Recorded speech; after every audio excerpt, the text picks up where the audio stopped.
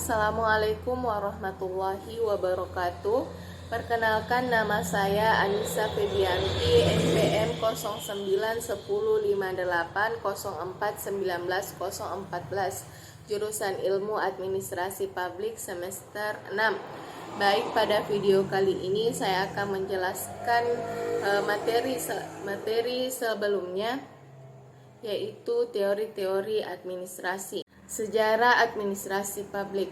Administrasi publik sejatinya sudah ada sejak dulu ketika terdapat pembagian status antara pemerintah dengan yang diperintah apapun bentuknya. Karena dalam proses pemerintah dan melayani masyarakat pastinya dibutuhkan sistem administrasi atau manajemen yang kompleks. Meskipun begitu, ilmu ini baru mulai diajarkan di universitas di Indonesia pada tahun 1950-an. Literatur kuno administrasi negara dapat dilihat dalam buku pemikiran Confucius, Plato, Machiavelli, De Montesquieu, Rousseau, Bonny, Hegel, Fifin, John Stuart Mill. Tulisan tersebut telah membuktikan bahwa ternyata administrasi publik sudah sering dibicarakan sebelum berdirinya administrasi publik oleh diprakarsai oleh Woodrow Wilson. Adapun administrasi publik sebelum Wilson, Confucius dia mengatakan bahwa pelayanan publik harus memiliki moralitas yang baik. Pihak yang memerintah dan anak buahnya yang melayani memiliki hubungan paternalistik yang baik, memberi contoh yang baik dan pihak yang diperintahnya. Plato mengungkapkan dalam bukunya yang berjudul The Laws tentang administrasi Yunani kuno. Dalam bukunya, administrasi dibagi dalam 3 cabang, yaitu pengawas kota, pengawas agora, dan pengawas tempat ibadah. Lalu menggambarkan bagaimana menentukan jumlahnya, seleksi sebelum bekerja, tugas dan kewajiban, kemudian sanksi apabila ada pelanggaran. Dalam politik dan on the Athenian Constitution, Aristoteles juga menambahkan satu jenis pengawasan lagi, yaitu pengawasan mendalam. Lalu dalam buku The Prince, Niccolo Machiavelli juga menyebutkan pentingnya pelayanan publik. Para pelayan tersebut juga harus sering dipuji agar menambah motivasi. Montesquieu dalam The Spirit of Laws mengungkapkan perbedaan antara sistem hukum dan administrasi lebih difokuskan kepada fungsi regulasi. Tidak hanya itu, beberapa tokoh lagi juga menambahkan pendapat tentang administrasi, seperti dalam buku Principles Administration Book Public, karangan Charles Jean-Baptiste Bonin, yang menyebutkan administrasi merupakan subjek yang penting. Oleh karena itu, dia mengusulkan tentang prinsip administrasi publik. Intinya, perbedaan antara politik dan administrasi yang memiliki seni. Lalu, Georg Wilhelm FH menyatakan pelayanan sipil dapat bersifat buffer melawan tirani. Fungsi eksekutif di seluruh tingkat harus disambungkan.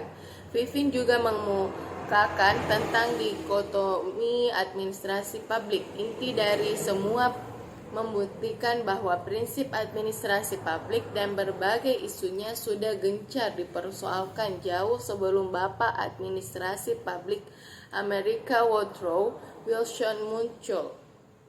Selanjutnya, pergeseran paradigma. Paradigma adalah suatu cara pandang, nilai-nilai, metode, prinsip dasar, atau cara memecahkan sesuatu masalah yang dianut oleh suatu masyarakat ilmiah pada suatu masa tertentu.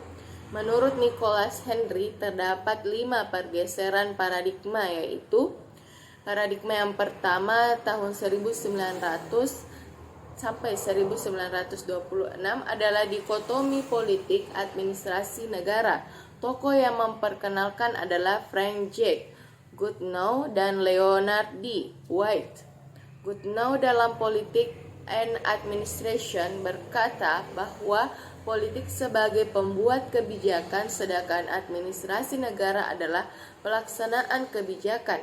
Administrasi negara harus bebas nilai dan diarahkan untuk mencapai efisiensi dan ekonomi dari birokrasi pemerintahan.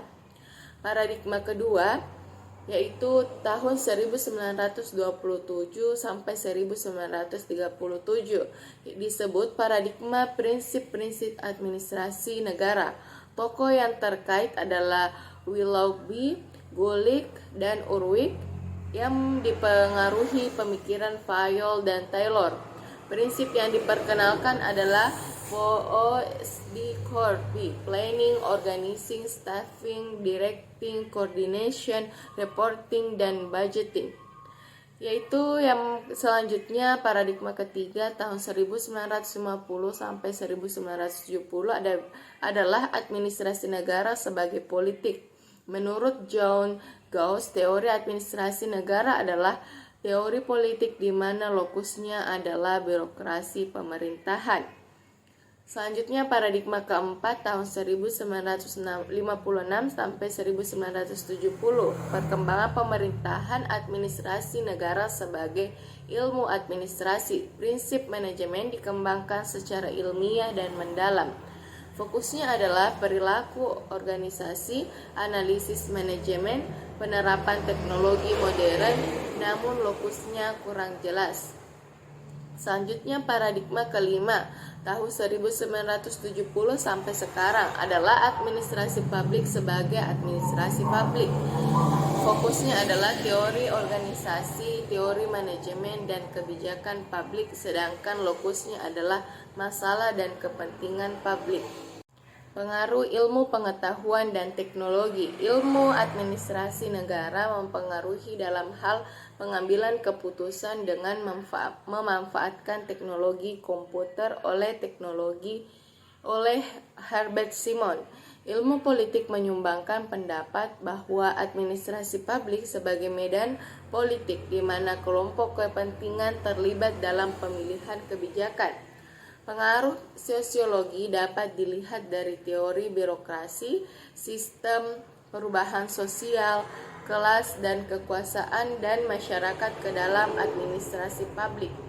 Ilmu ekonomi berperan dalam pemikiran pengelolaan secara efektif dan efisien. Psikologi sosial juga ikut menyumbangkan mengenai produksi kerja. Sejarah merumuskan metode studi kasus untuk pengambilan keputusan reorganisasi pemerintahan dan anggaran. Administrasi publik juga sangat dipengaruhi ilmu perbedaan administrasi dan globalisasi serta teknologi, teknik, dan spesialis baru. Isu tentang arah perkembangan administrasi. Salah satu isu penting yang sering diungkapkan para ahli administrasi publik adalah ke arah mana administrasi publik sekarang. Stillman II tahun 1991 mengungkapkan bahwa arah teori administrasi publik sangat tergantung dari apa persepsi tentang who should rule, what is the meaning of the good life, what are the methods for realizing the best organization formats, what is the vision of ideal state. Ya, mengacu pada 4 model administrasi publik yang dinamis, di mana salah satu cenderung dianut oleh suatu negara pada masa tertentu.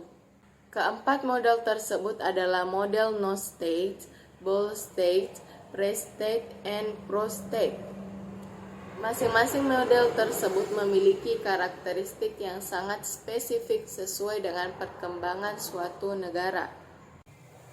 Baik, itulah tadi video dari saya, kurang dan lebihnya mohon dimaafkan.